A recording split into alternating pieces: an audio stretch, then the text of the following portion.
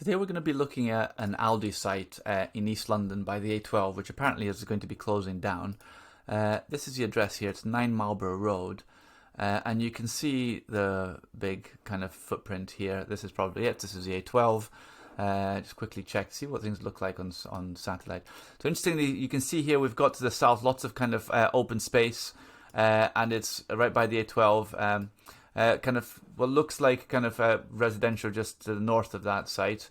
But it'll be interesting to see if we have any kind of conservation areas or listed buildings, or particularly if it's in a flood zone.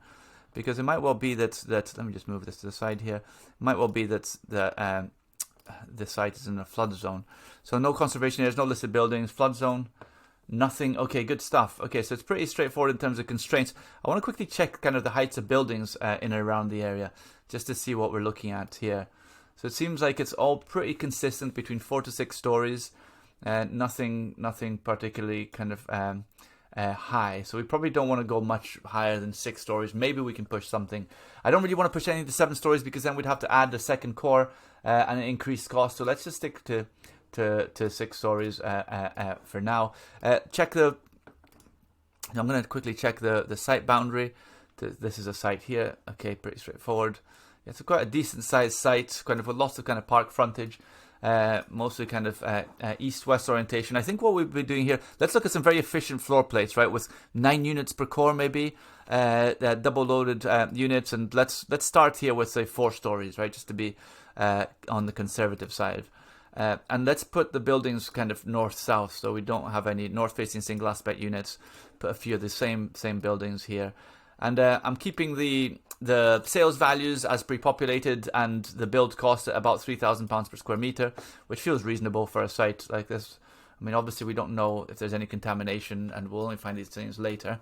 But there you go, about 108 homes with kind of 3-4 story blocks. There's a lot of space here. It feels like we should put something along here. I wonder if we can put maybe something slightly different, maybe a kind of single loaded kind of a deck access type of block, kind of something a bit smaller. Let's say something about 3 stories, 4 stories, 3 units per core, something like along here.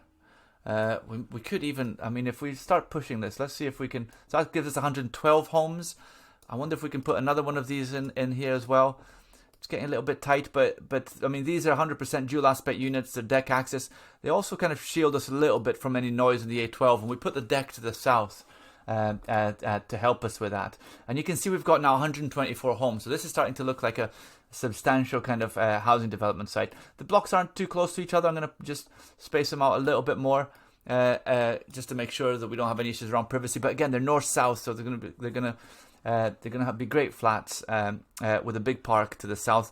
I'm going to increase the height of this one here to say something like 6 stories. Won't do much above that because we don't want to have to start putting second stairs, and bring this one to maybe to 5, and we'll keep this one at 4, so it kind of gradually drops off. And you can see, so all of a sudden there we have 147 homes.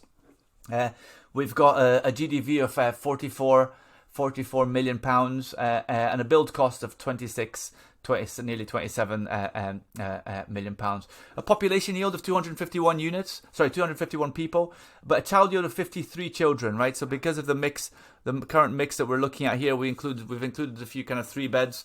So we've got a child yield of 53, but we've got about 3,800 square meters left on the site of open space. So we can use some of that for children's play space, depending on what the planners need. And more than half of the units here are dual aspect. This is probably helped by these 2 kind of deck access blocks that we put here.